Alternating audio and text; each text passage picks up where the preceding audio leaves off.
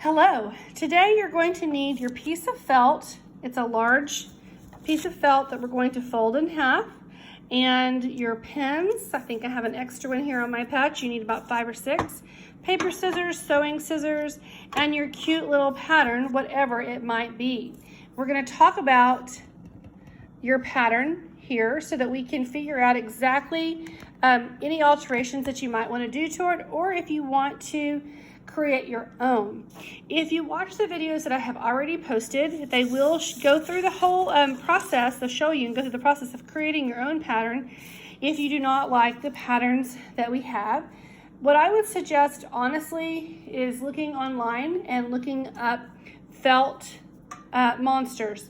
So that hand-sewn felt monsters, so that you can find maybe some designs that you like and kind of adapt from there. But it should be about a half-size piece of paper, should be its size.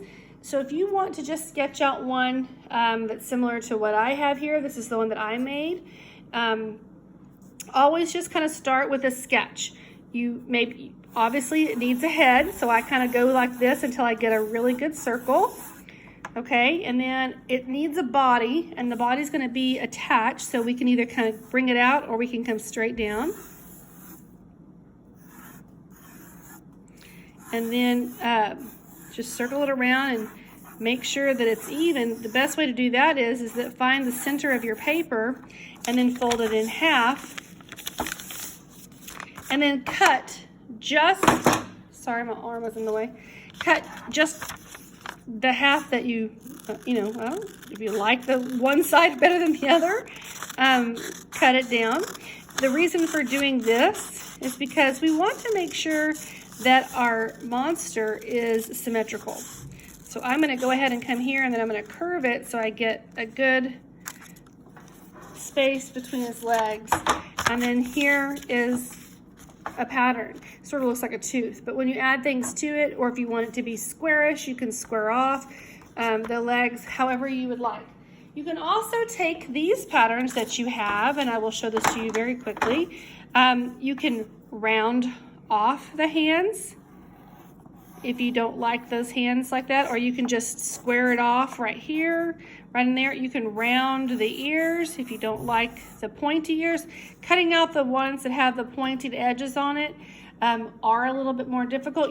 This one's a little bit catawonk. You're going to have to fold this one in half, and it's not going to be quite complete when you cut it, but you'll have a nice pattern. So you would just cut it, follow what you've done to it, and then when you have it, turn it over to use. Same thing with any of these. For example, we've taken this one a couple of times today and rounded off the ears a little bit, and then we've actually kind of closed him out just a bit. And you may have some noise coming into my room in just a second. And then I folded it, and so then we sort of have this round little creature that has pointed ears, which is kind of fun. He looks really cute when he's cut out. And then the same with this one. I actually came in and made the horns a little bit bigger. You just kind of have to play with it a little bit. And again, you're going to, fold it in half. And I honestly would fold this one in half and probably alter this bottom just a little, and I will show you what I'm talking about. Because I think that the bottom it's going to be really hard to sew, and it's a little bit catawonkus. So I'm just going to draw my own little shape with my scissors, if you will, and then I will show it to you whenever I am coming through to put it on my fabric. I simply just want to use the back side, so I'm not looking at all the crazy drawings on the front. So, all right, so this is what it looks like once it's done. And that one looks pretty cute, and you can lay it on your fabric. Same thing with this one. Sorry, I'm making videos.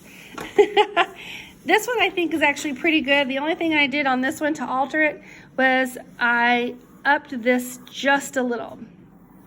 So because if sewing and cutting is not your gig, not your jam, you might end up cutting off these little legs, or if you just want, you can bring them together and not even have legs. You can just have arms.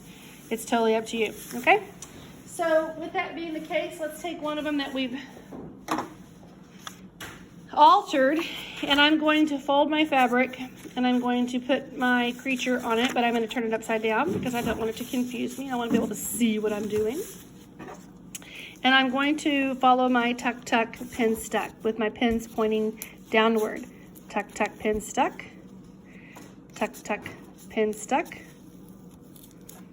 And then I'm not gonna rub my hands across it because I don't want to cut my hands, but I am going to sort of smooth it down. I'm going to do it one more time on the side here.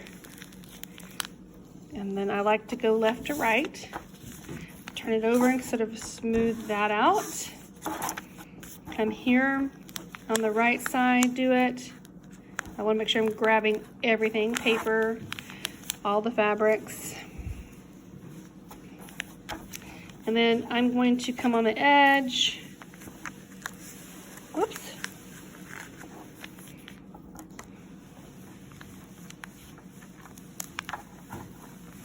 And when we're cutting it, the only thing I want to show this here, I may not cut the whole thing out, I'll just show you what I've already cut. But when we're cutting this, I don't know that I like this little booty right there, so when I'm cutting it, I probably won't do that little inward cut. So, but I will do this and come around. And if you'll notice, I'm cutting about 1/4 of an inch away from the pattern. That allows me what's called seam allowance. So if for any reason it's not wide enough or whatever, and then here's a little trick. When you get down here into these little corners right there, just bring it in and then just carefully turn it. Remember, we have the zookeeper and the alligator. We're going to use those scraps later, so hang on to them. Not the teeny tiny ones. We don't want those.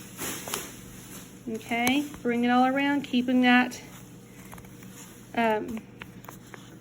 seam allowance, if you will. Okay, we're almost there. I'm going to cut that around. We're almost at the finish line. This doesn't take very long. You'll have a front and you'll have a back. You'll secure those pins whenever we're finished here, and I will just jump right to the next little piece so you can see it. Okay, thank you. So here you have two pieces. You have a pattern that we're going to take off, and then you'll have a front and a back. Okay, so I'm going to actually go to this one now and show you.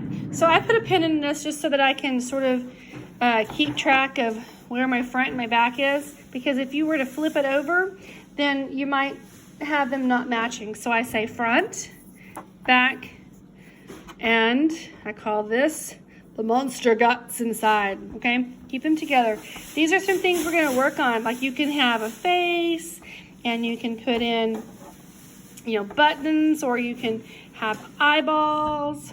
You can put a heart on their tummy. I mean, you can have fun with this, and we'll talk about this a little further in class, but this right here is all you needed to do today. And then take your paper and we'll look at some videos and talk and decide for yourself how you want to do their face. It doesn't have to be just like what's on the actual pattern.